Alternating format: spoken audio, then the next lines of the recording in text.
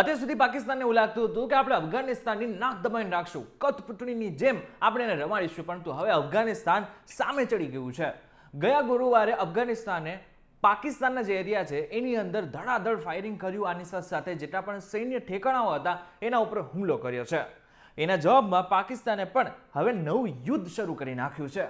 સૌથી પહેલા તાલિબાન સરકારે પાકિસ્તાન સાથેની સરહદ પર આવેલા નાગરહાર, કુનાર અને ખોસ્ત જેવા પ્રાંતોમાં પાકિસ્તાની સૈન્ય ઠેકાણા ઉપર આક્રમણ કર્યું. જોકે એમને એવો પણ દાવો કર્યો કે કેટલાક પાકિસ્તાની સૈનિકોને મારી નાખ્યા છે અને કેટલાકને પકડી લીધા છે. જે બાદ પાકિસ્તાનનો પણ જવાબ આવ્યો અને આને ખુલ્લી જંગ કહી દીધી છે. જોકે શુક્રવારે પાકિસ્તાની વાયુસેનાએ અફઘાનિસ્તાનની રાજધાની કાબુલ સહિત કંદાહાર અનેક જગ્યા ઉપર બોમ્બબારો કર્યો અને આ જ બોમ્બબારાને કારણે 133 તાલિબાની લડાકુઓ માર્યા ગયા છે અને 200 થી વધુ ઘાયલ પણ છે. જોકે ગયા ઓક્ટોબર સુધીમાં પણ અલગ અલગ રીતે બંને દેશો એકબીજા ઉપર હુમલા કર્યા હતા, પરંતુ તુર્કીએ બંને વચ્ચે મધ્યસ્થતા કરી હતી. પરંતુ આ મધ્યસ્થતા પણ અમુક સમય સુધી જ ટકી અને ફરીથી એકવાર હવે બંને યુદ્ધ સુધી પહોંચી ગયા છે. તમને જણાવી દઉં કે અફઘાનિસ્તાન અને પાકિસ્તાન આ બંને એવા દેશો છે કે જે પહેલેથી જ દુશ્મન હતા, પરંતુ તાલિબાન સાથેનો પાકિસ્તાનનો જે સંબંધ છે એ ઘણો જૂનો છે અને એમ પાકિસ્તાનને પણ લાગતું હતું કે આગળના સમયમાં તાલિબાન એક વખત સત્તામાં આવી જાય ને એ બાદ આપણે આપણી રીતે નચાવીશું, પરંતુ એવું થયું નહીં. હવે અફઘાનિસ્તાન પાકિસ્તાનનું નાક દબાવી રહ્યું છે. ત્યારે આગળના સમયમાં જો આક્રમણ યુદ્ધમાં ફેરવાશે